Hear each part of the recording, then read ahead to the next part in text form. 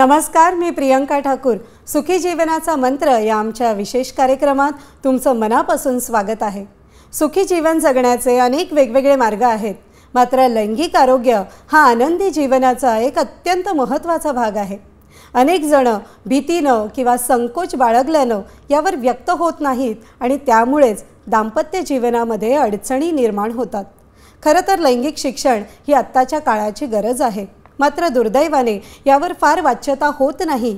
तुमच्या लैंगिक जीवनावर परिणाम करू शकणाऱ्या अनेक महत्त्वाच्या समस्या आहेत आणि त्यावरच मार्गदर्शनासाठी गेली अनेक वर्ष तुमच्यासाठी साम टीव्हीने हे व्यासपीठ उपलब्ध करून दिलं आहे.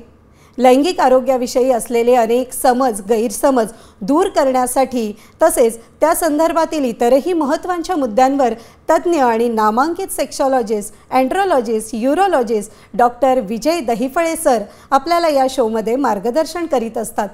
त्याशिवाय फोनवरून आलेल्या प्रेक्षकांच्या प्रश्नांनाही डॉक्टर उत्तरं देत असतात. कार्यक्रमाच्या सुरुवातीस डॉक्टर विजय दहिफळे यांच्याविषयी जाणून घेणार आहोत, मात्र एका छोट्या व्हिडिओच्या माध्यमातून.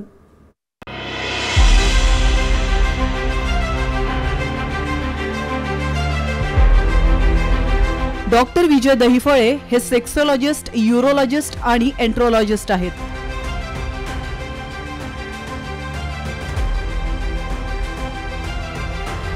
डॉक्टर दहिफळे यांचं क्लिनिक औरंगाबाद, हैदराबाद, दिल्ली, पुणे, नवी मुंबईतील नेरूळ, दादर, अंधेरी, कल्याण, नाशिक, अहमदाबाद आणि दुबईत देखील आहे. डॉक्टर नेहमीच देश विदेशात सेमिनार आणि कॉन्फरन्ससाठी जात असतात. तसंच सेक्स बाबतच्या सर्व समस्यांवरती ते मार्गदर्शन करत असतात.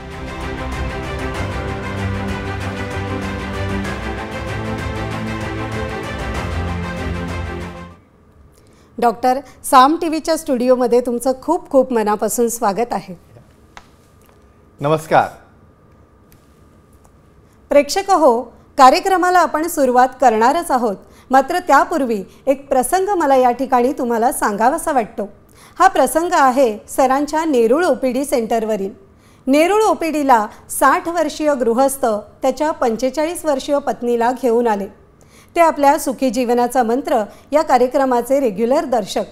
गृहस्थ म्हणाले, सर, फक्त तुमचा शो बघून मी माझ्या बायकोला तुमच्यापर्यंत आणायचे धाडस केले.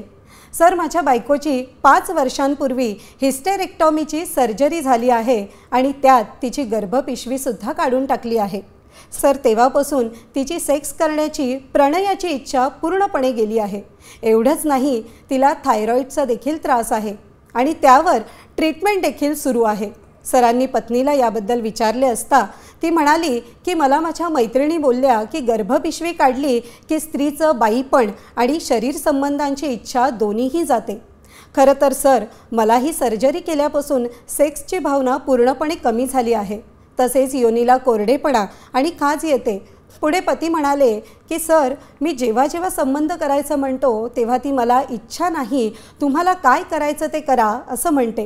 गृहस्थ म्हणाले, सर, आता तुम्हीच सांगा, जर पत्नीने साथ दिली नाही तर मलाही ताठरता येणं किंवा क्रिया करणं हे शक्य आहे का? आणि यामुळेच मला देखील कमजोरी, शीघ्रपतन तसेच लहान लिंगाची समस्या सुरू झाली आहे. सरांनी दोघांचं म्हणणं अतिशय शांतपणे ऐकलं आणि दोघांचंही काउन्सिलिंग केलं. सरांनी ट्रीटमेंट सुरू केली. पत्नीचे वय 45 असल्याने योनीला ड्रायनेस येत असेल तर काही ल्युब्रिकंट आणि हार्मोनल थेरपीज देखील सुरू केल्या आहेत. काही अँटी एन्झायटी मेडिसिन देखील चालू केल्या आहेत. पत्नीप्रमाणेच पतीला देखील 3 महिन्यांची मेडिकल थेरपी चालू केली आहे. तसेच गरज पडल्यास P shot therapy, vacuum therapy किंवा पेनिल इम्प्लांट देखील करू असे देखील सरांनी त्यांना सुचवले आहे. दोघांनी सरांचे मनापासून आभार मानले. खरं तर मेडिकल टर्ममध्ये याला पोस्ट हिस्टेरेक्टॉमी फिमेल सेक्शुअल डायसफंक्शन असं म्हटलं जातं. सर, काय सांगाल अशा प्रकारच्या समस्येबाबत? खरं तर गर्भपिशवी आणि त्या संदर्भातील इतर वेगवेगळे आजार ही आत्ताच्या काळातली अतिशय कॉमन समस्या झाली आहे आणि त्यामुळेच जर अशी भांडणं होत असतील तर? बऱ्याच समजा मी असं जर वाक्य वापरलं की तुमच्या पार्टनरमुळेच तुम्हाला डिस्फंक्शन होतं, म्हणजे हे वाक्य ऐकल्यानंतर कसं वाटतं? आणि असं आहे, त्यातलं हे एक उदाहरण. महिला प्रिव्हेंट कसं करायचं, बरोबर. मग ती काढण्याचं वय कोणतं आणि काढली ती कशी काढायची बरोबर सांगूया आपण. नक्कीच. सर्वप्रथम आपल्या जगभरातील साम टीव्हीच्या या सुखी जीवनाच्या मंत्राच्या लाईव्ह भागामध्ये तुमचं अगदी मनापासून अभिनंदन आणि कौतुक. कशाबद्दल? कारण यावेळेला देखील तुम्ही सर्व मंडळी, सर्व फॅमिली, सर्व कुटुंब एकत्र बसून शो पाहता आणि ज्या ज्या समस्या, ज्या लग्नानंतर ज्या येऊ शकतील, ज्याला आपण प्री मॅरिटल काउन्सिलिंग म्हणतो, किंवा असं लाजून उजून जे घरात बसणारे आहेत ते या शोमुळे बाहेर येतात. थोडक्यात या ठिकाणी सांगतो, हिस्टेक्टोमी किंवा गर्भाशयाची पिशवी ही कमी वयात अजिबात काढायची नसते. फक्त काही अनअवॉइडेबल रिझन म्हणजे फायब्रॉइड्स आहेत, ब्लिडिंग होतं. साध्या ब्लिडिंगला तुम्हाला वाट पाहणं, काही कॉन्झर्वेटिव्ह ट्रीटमेंट घेणं फार आवश्यक असतं. कारण जसं जसं वयात बदल होईल तसे हार्मोन बदलतात आणि जरी काढायची वेळ आली तरी त्या ठिकाणी ओव्हॅरियन स्पेअरिंग त्या ठिकाणी सर्जरी म्हणजे ओव्हरीज काढायच्या नसतात, फक्त युटरस काढायचं असतं. म्हणून त्यांची भावना, त्यांची संवेदना, त्यांची इच्छा, त्यांचं ऑर्गॅझम हे मेंटेन राहिलं पाहिजे. आजच्या या टॉपिकमध्ये आपण हे सर्व डिस्कस करणार आहोत आणि आपल्या दर्शकांचे देखील प्रश्न घेणार आहोत. नक्कीच आपण घेणार आहोत. मात्र कार्यक्रमामध्ये तुम्ही देखील सहभागी होऊ शकता आणि सरांना थेट प्रश्न विचारू शकता. त्यासाठी आमचा स्टुडिओ क्रमांक लिहून घ्या 02269564141. सर आपल्याला फोन यायला सुरुवात झालेली आहे आणि नांदेडहून गणेशजी आपल्याशी बोलतायत. बोला, विचारा आपला प्रश्न. नमस्कार. नमस्कार. हॅलो, आम्ही ऐकतोय, तुम्ही बोलत राहा. सर मला असं विचारायचं आहे, थोडा आवाज सर आवाज येतोय माझा? बोला, तुम्ही बोला. सर धातू हा लाल रंगाचा येत असेल तर त्याची कारणे आणि उपाय याबद्दल माहिती पाहिजे होती. धातू हा लाल रंगाचा येतो असं म्हणणं आहे तुमचं, बरोबर आहे? अच्छा अच्छा. वय काय तुमचं? अच्छा. मुलं मुली काय तुम्हाला? एक मुलगी आहे सर. ठीक आहे. यांचं म्हणणं आहे धातू हा लाल रंगाचा येतो म्हणजे हा रक्त मिश्रित असतो. बरोबर. खूप छान प्रश्न आहे, उत्तर देऊया. नक्की. साधी गोष्ट आहे, तुमच्या युरिनमध्ये जर थोडा लालसरपणा आला तर तुम्ही घाबरून जाता. या ठिकाणी विचार करा, धातू जर लाल येत असेल तर बरं असं होतं का आणि कशामुळे होतं? नक्कीच होतं. बऱ्याचदा प्रोस्टेटचं इन्फेक्शन प्रोस्टॅटायटिस आहे, बऱ्याचदा टेस्टिसचं इन्फेक्शन ऑर्कायटिस आहे, बऱ्याचदा काही प्रकारचा टेस्टिक्युलर ट्रॉमा आहे, किंवा बऱ्याचदा tuberculosis of epididymis, tuberculosis of testis अशा प्रकारचे वेगवेगळे आजार जर टेस्टिसला झाले असतील तर अशा केसेसमध्ये तुम्हाला डेफिनेटली वीर्य पास करताना सुरुवातीला किंवा शेवटी लाल रंग येतो. मग तुम्हाला ते सेपरेट करायचं असतं की हे युरस्राबंध तर नाही ना, किंवा हे ते इजॅक्युलेटरी डक्ट म्हणजे ज्या ठिकाणी ते समजा युरिनचा मार्ग आणि ज्या ठिकाणी सिमेंटची जी नळी आहे ती एकत्र येते त्या ठिकाणी देखील कधी काही स्वेलिंग असेल, काही सिस्ट असेल तरी देखील असं होऊ शकतं. मग अशा केसमध्ये या अशा रेड ब्लड सेल्समध्ये असल्यामुळं इन्फर्टिलिटी हा दुसरा प्रश्न आहे, नक्कीच येते. कारण या ठिकाणी हेमोग्लोबिन त्या ठिकाणी क्लॉट्स असल्यामुळं बऱ्याचदा स्पर्मच्या मोटिलिटीला त्यामुळे त्रास होतो, अडचणीत असते. याला तुम्ही घाबरू नका. तुमचे टेस्टिक्युलर सोनोग्राफी आहे, डॉपलर आहे, गरज पडल्यास बायोप्सी करून आपण कन्फर्म करतो आणि जे कारण आहे त्याला जर ट्रीट केलं तर नक्कीच त्यात तुम्ही बाहेर येता, तो लालसरपणा कमी होतो आणि तुम्हाला मूल देखील होण्याची शक्यता नक्कीच वाटते. मला वाटतं याचं उत्तर मिळालं असेल. नक्कीच सर. पुण्याहून अनन्याजी आपल्याशी बोलतायत. बोला, विचारा आपला प्रश्न. सर माझा प्रश्न असा आहे ओके की धातूमुळे जखम भरण्यासाठी काही फायदा होतो का? अच्छा, म्हणजे शरीरावर कुठं काही जखम असेल, काही इजा असेल तर त्याचा फायदा यामुळे होतो का असं म्हणणं आहे, बरोबर आहे? हो. वय काय तुमचं? पण एखादी. वय काय? माझं 40 वर्ष. बरं, ठीक आहे. सांगूया तुम्हाला, आता खरंच खूप जणांना म्हणजे ह्या जखमेचा, जखम दुरुस्त होण्याचा आणि सिमेंटचा काय संबंध आहे माहीत नसेल. नक्की सांगा. खूप छान प्रश्न विचारला तुम्ही. खूप छान प्रश्न आहे. मग तुम्ही विचार करा, कोणी विचार करेल का असं बरोबर की म्हणजे सिमेंट कुठं राहिलं, नंतर तुमची जखम किंवा जखम हे बघा फक्त दिसणारी नाही. बऱ्याचदा आपण अल्सर झाला म्हणतो, किंवा बऱ्याचदा की वर झालेल्या जखमा आहेत, काय संबंध आहे सांगूया. नक्कीच. सर्वात महत्त्वाचं सिमेंटचं कॅरेक्टर जर तुम्ही विचारलं तर अँटी इन्फ्लमेटरी, बऱ्याचदा अँटी ऑक्सिडंट आणि त्या ठिकाणी ती हिलिंग कॅरेक्टर्स म्हणजे नर्व ग्रोथ फॅक्टर्स आहेत, ट्रान्सफॉर्मिंग ग्रोथ फॅक्टर्स आहेत. मग तुम्ही विचाराल त्याचं ॲप्लिकेशन कसं असेल बरं? सगळ्यात महत्त्वाचं बऱ्याचदा व्हजायनायटिस आहे, व्हजायनल इन्फेक्शन आहे, सर्वायकल लेवलला काही कट्स असतात, बऱ्याचदा ब्लिडिंग होतं, आतून जखमा होत असतात. अशा केसमध्ये जर आपल्या नोन पार्टनरकडनं अनप्रोटेक्टेड ॲक्ट जर तुम्ही केला आणि सिमेंट डिपॉझिशन जर त्या ठिकाणी झालं तर हे सर्व कॅरेक्टर त्या ठिकाणी कामाला येतात. त्या ठिकाणी वजानाचं इन्फेक्शन होणं, बऱ्याच जणांना संबंध झाल्यानंतर बर्निंग होणं, आग होणं असतं, ते कमी होणं, सर्वायकल टियर असतील की सर्वायकल इरोजन असतील हे सुद्धा त्या ठिकाणी का हील होतात. त्यामध्ये वेगवेगळ्या प्रकारचे हार्मोन्स, ट्रेस एलिमेंट्स आहेत, झिंक आहे, त्या ठिकाणी बऱ्याचदा कॅल्शियम आहे, त्याचबरोबर विटॅमिन सी आहे आणि अशा प्रकारचे हे multiple growth factors, nerve growth factors आणि अँटी इन्फ्लमेटरी आणि अँटीऑक्सिडंट म्हणजे हे काय गोष्टी असतात. या ठिकाणी जखम कुठलीही भरायची असेल बॉडीमध्ये आणि ह्या गोष्टी ब्लडमध्ये ॲब्सॉर्ब होतात. तुम्ही म्हणाल ही फक्त जखम आतलीच भरते का मिकोजाची? नाही, यामध्ये जर तुम्हाला शरीरावर इतरत्र देखील कुठल्या प्रकारचे कट्स असतील किंवा काही जखम असतील ते सुद्धा हील करायला ते मदत करतं. मला वाटतं याचं नक्कीच आन्सर ह्यांना मिळालं असणार आहे. नक्कीच आणि नक्कीच पुढे काही प्रश्न असतील तर आपण घेऊ शकतो. नक्कीच नक्कीच. लातूरहून रागिणीजी आपल्याला हरकत- प्रश्न हरकत. विचारतायत. विचारा आपला प्रश्न.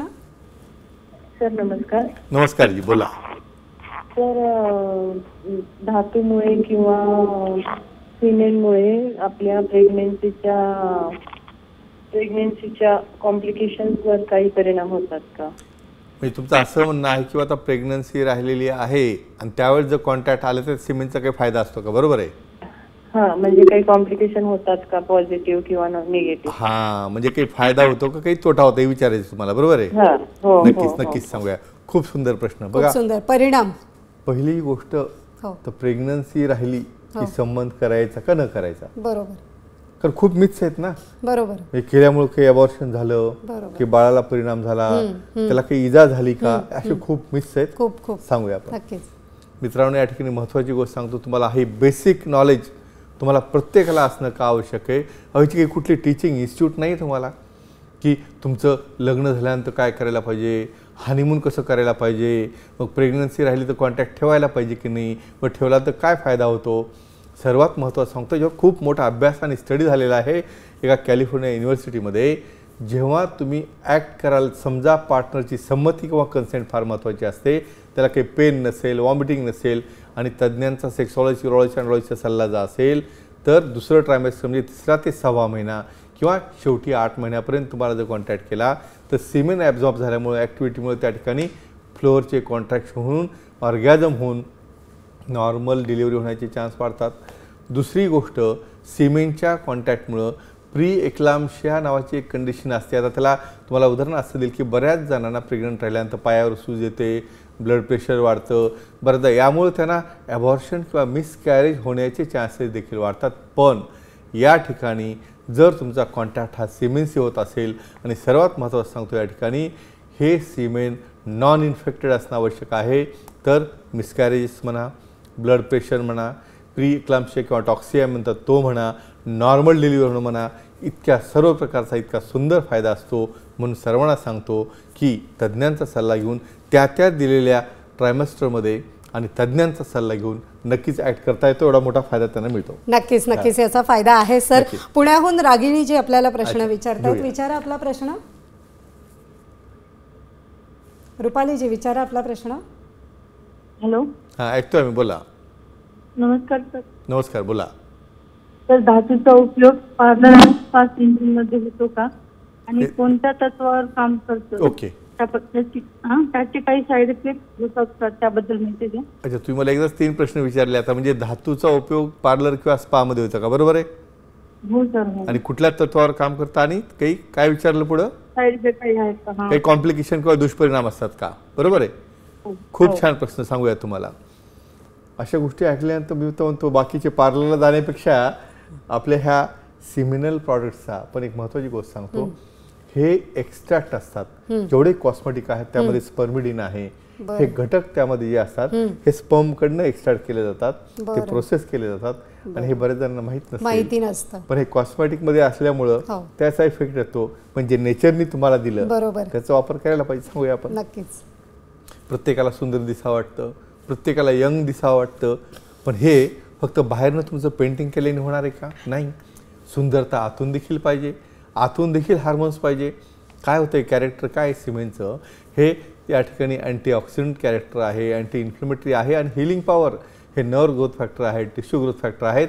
सरफेसवर असणाऱ्या सुरकुत्या म्हणजे रिंकल्स, त्या ठिकाणी येणारे ॲक्ने आणि पिंपल्स, त्या ठिकाणी येणारे पिगमेंटेशन, अशा गोष्टी कमी करतं. आणि हे एक्स्ट्रॅक्ट जो असतो तो जर तुम्ही वापरला तर त्या ठिकाणी या एक्स्ट्रॅक्टमुळं स्किनचं अँटेजिंग, स्किनची हेल्थ, स्किनचं ॲपिअरन्स, स्किनचं टेक्स्चर अतिशय चांगल्या पद्धतीने इम्प्रूव्ह होतं. पण आणखी महत्त्वाचं आहे, अजिबात ते कुठल्याही परिस्थितीत इन्फेक्टेड नसलं पाहिजे, तर अशा प्रकारचे फायदे मिळतात. आणि तत्त्व कोणतं, या ठिकाणी टिश्यू ग्रोथ, नर्व ग्रोथ आणि अँटी रिंगल आणि रिग्रोथ होत असते. आणि दुष्परिणाम विचारलं, हा जर इन्फेक्टेड असेल तर नक्कीच कुठलं तरी STI किंवा STD तुम्हाला होऊ शकतो. म्हणून एकच काळजी घ्या, तज्ज्ञांचा सल्ला घेऊन आपल्या नोन असलेल्या आणि आपल्या ओन असलेल्या पार्टनरसोबतच तुम्हाला ही ॲक्टिव्हिटी केली तरच हे फायदे तुम्हाला मिळणार आहेत. मला वाटतं हे ना डाऊट क्लिअर झाले. नक्कीच. सर, बीडहून संजयजी आपल्याला प्रश्न विचारतायत. विचारा आपला प्रश्न. Hello sir. नमस्कार जी, बोला. नमस्ते सर. धातूमध्ये मृत शुक्राणू असतील तर प्रेग्नेन्सी राहू शकते का, याबद्दल माहिती पाहिजे होती. बरं, धातूचा रिपोर्टमध्ये काही काउंट किती आहे किंवा त्यामध्ये मृत शुक्राणू किती आहेत काही सांगता येईल तुम्हाला? काढलेला आहे तर, परंतु काही बघितलं नाही. बरं ठीक आहे. पण समजा अशा डेड स्पर्मनं प्रेग्नन्सी होते का हे विचारायचं तुम्हाला, बरोबर आहे? हो. वा, खूप सुंदर, खूप छान प्रश्न. बघा, मला वाटतं आपला टॉपिक गेला की गुगलवर सर्च होत असणार आहे आणि तुम्हालाही कुतूहल आहे की नाही बघा. नक्कीच. म्हणजे स्पर्म तर डेड आहे, बरोबर. आता तुम्ही म्हणाल डेड असलेल्या गोष्टीपासून काही होतं का? नाही, होणार नाही. पण तसं या ठिकाणी ट्रू नाही. सांगूया आपण. नक्कीच. हे बघा, स्पर्म पळतो म्हणजे काय होतं बघा, स्पर्मची ॲनाटॉमी तुम्ही पाहिली, फिजिओलॉजी पाहिली, त्याला एक डोकं आहे, त्याला मान आहे, त्याला एक शेपटी आहे. जेव्हा त्या ठिकाणी तो स्पर्म त्या अंडाशयामध्ये किंवा ओहममध्ये जातो त्यावेळेस त्याची शेपटी तुटून पडते आणि ते हेडमध्ये जातं. म्हणजे काय की त्यामध्ये न्यूक्लियस असतो, म्हणजे DNA असतो. आणि अतिशय महत्त्वाचं सांगतो तुम्हाला की या ठिकाणी डेड स्पर्म म्हणजे जरी त्याला शेपटी नसेल, म्हणजे तो पळत नसेल, तो स्वतःहून जाऊन पोचणार आहे का त्या ठिकाणी ओव्हरीपर्यंत? नाही. अशा केसेसमध्ये जरी काउंट कमी असेल आणि काही डेड स्पर्म जरी असतील, याचा अर्थ शेपटी नसलेले स्पर्म असतील, तरी त्या ठिकाणचा तो स्पर्मचा हेड ज्यामध्ये हेल्दी DNA आहे तो घेता येतो. आणि ICSI, इंट्राकॉर्पोरल सायटोप्लाझ्मिक इंजेक्शन, ह्या ट्रीटमेंटनी आतमध्ये तो इन्सर्ट केल्यानंतर त्याचं फर्टिलायझेशन म्हणा किंवा त्यातनं नवीन प्रकारच्या सेल्स तयार होऊन गर्भधारणा राहण्याची शक्यता ही डेफिनेटली नॉर्मल पद्धतीसारखीच असते. फक्त याला आपण मृत किंवा डेड का म्हणतो, काही प्रकारच्या फ्लॅजिलार ॲनॉमली आहेत. म्हणजे काही स्पर्म जागेवरच पडून राहतात, काही स्पर्म हे फॉरवर्ड प्रोग्रेसिव्ह पद्धतीने पुढे जात असतात. 50% जास्त जर फॉरवर्ड प्रोग्रेसिव्ह मोटिलिटी असणारे स्पर्म असतील तर नॉर्मल पद्धतीने एका वर्षाच्या आत रेग्युलर समागम केल्यानंतर प्रेग्नन्सी होण्याची चान्सेस वाढतात. म्हणून सर्वांच्या मनातला डाऊट असेल, मिथ असेल, तो क्लिअर करतो मी. कमी काउंट असणारा आणि न पडणारा स्पर्म जरी देखील असेल तर ICSI किंवा IVF या टेक्निकनी आपल्याला नक्कीच त्या ठिकाणी मूलधारणा करता येते. मला वाटतं हा मोठा डाऊट सर्वांचा मनात होता, तो क्लिअर झाला असेल. नक्की. बरोबर. मला यालाच धरून एक प्रश्न तुम्हाला विचारायचा आहे की हाच जर धातू पोटामध्ये गेला तर त्याचा काय दुष्परिणाम होऊ म्हणजे शकतो? सेक्स एज्युकेशन, अवेअरनेस आणि सेफ्टी यामध्ये कुणी कोणाला बोलायचं नाही, माहिती नसते, बरेच जण घाबरून जाणारे माझ्याकडे येतात. सांगूया आपण. नक्कीच. बऱ्याचदा आपण काय माहिती, स्पर्मचा काय उपयोग आहे, ह्या सिमेंटचा काय उपयोग आहे, आपल्याला फक्त वाटतं एकदा आता प्रेग्नन्सी झाली, बाळ राहिलं, ह्या स्पर्मचंही काही काम नाही, त्या सिमेंटचंही काही काम नाही, असं नसतं मित्रांनो. निसर्गाने जो हा बनवलेला स्पर्म आहे, सिमेंट आहे, धातू आहे, हा अतिशय बॉडीचा सर्वात मोठा युजफुल असा एक्स्ट्रॅक्ट आहे. 200पेक्षा जास्त यामध्ये प्रोटीन्स आहेत, ट्रेस एलिमेंट्स आहेत, मिनरल्स आहेत, हार्मोन्स आहेत, अँटीऑक्सिडंट आहेत, अँटी इन्फ्लेमेटरी एजंट्स आहेत, शुगर आहे, फ्रुक्टोज आहे. अहो, तुम्ही जिची यादी जर काढली ना तर इतका मोठा एक्स्ट्रॅक्ट त्यामध्ये तुम्हाला कुठेही मिळणार नाही. मग अशा प्रकारचे एक्स्ट्रॅक्ट जे असतात हे अतिशय युजफुल असतात आपल्या बॉडीसाठी, स्पर्मच्या नरिशमेंटसाठी.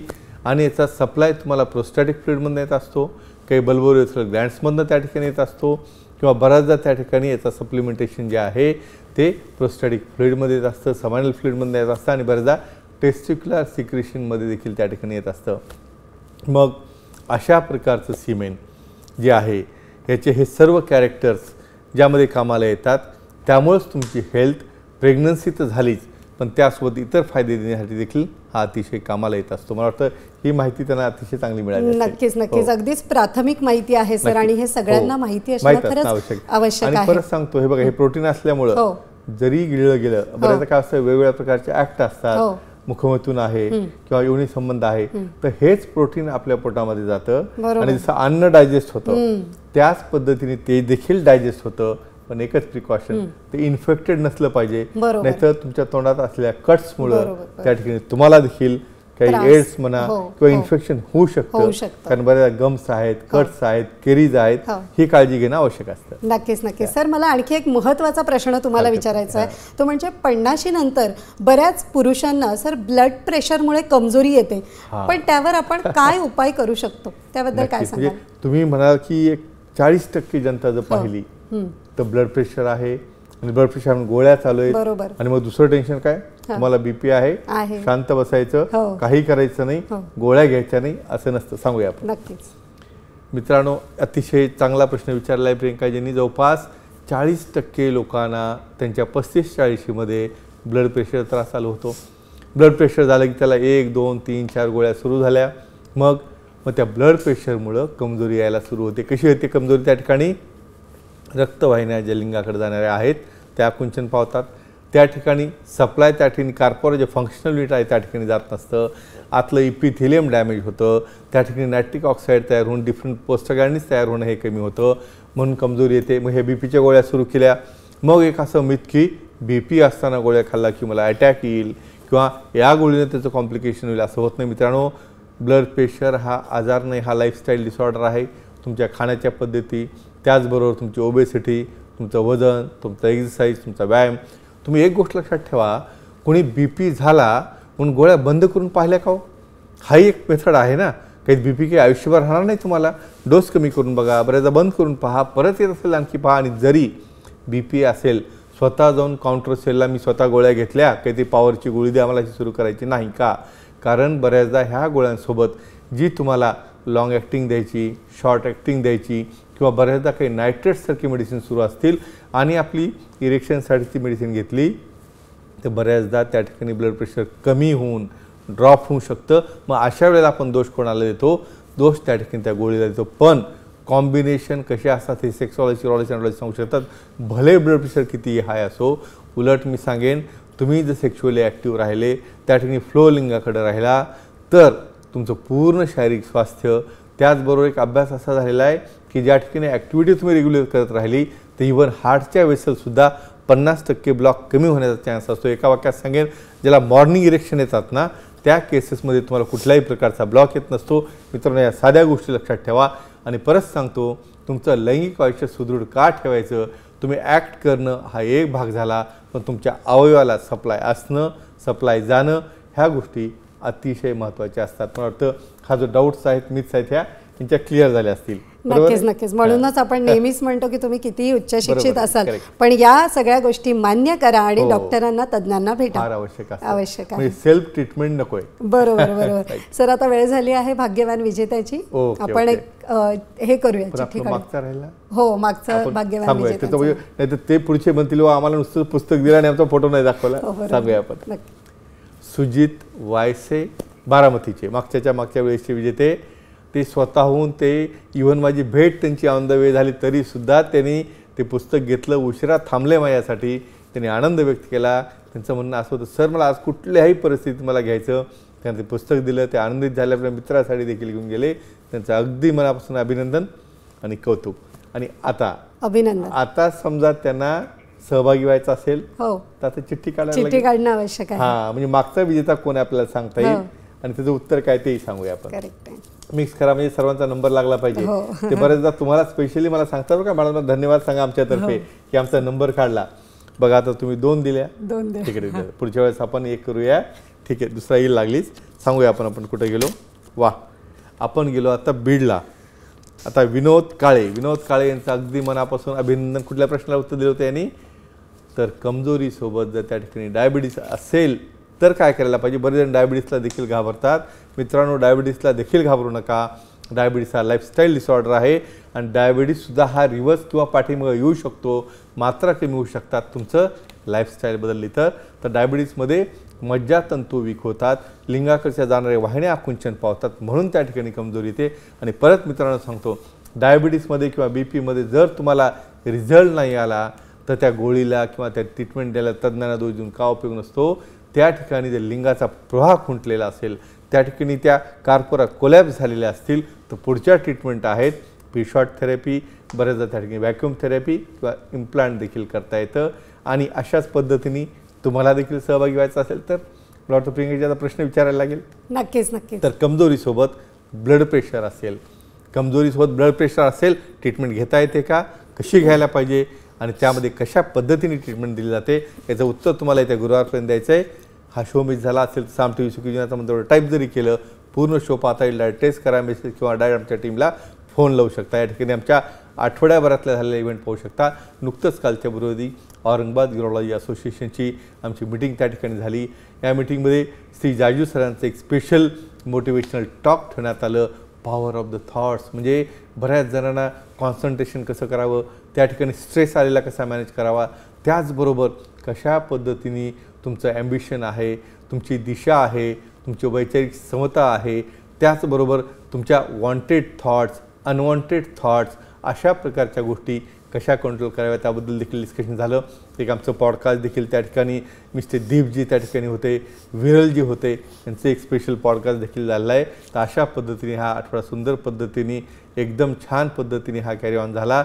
आणि आमच्या परत जगभरातील साम TVच्या या सुखी जीवनाच्या मंत्राच्या लाईव्ह शोच्या दर्शकांचं मनापासून धन्यवाद देतो. आणि तुम्ही काही त्या ठिकाणी सांगू शकता. नक्कीच. खरं तर दैनंदिन आयुष्याचा हा सगळा महत्त्वाचा भाग आहे आणि त्यावर अतिशय छान मार्गदर्शन सर तुम्ही केलं.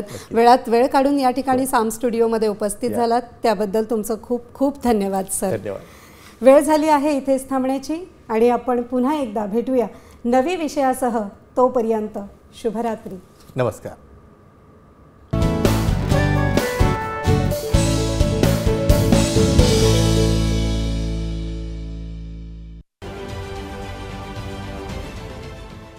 देश विदेशातील प्रत्येक घडामोडींचे लाईव्ह अपडेट मिळवण्यासाठी आता साम टीव्हीच्या सर्व सोशल मीडिया प्लॅटफॉर्मला लाईक, फॉलो आणि सबस्क्राईब करा. तसंच सर्व नोटिफिकेशनसाठी बेल आयकॉन प्रेस करायला विसरू नका.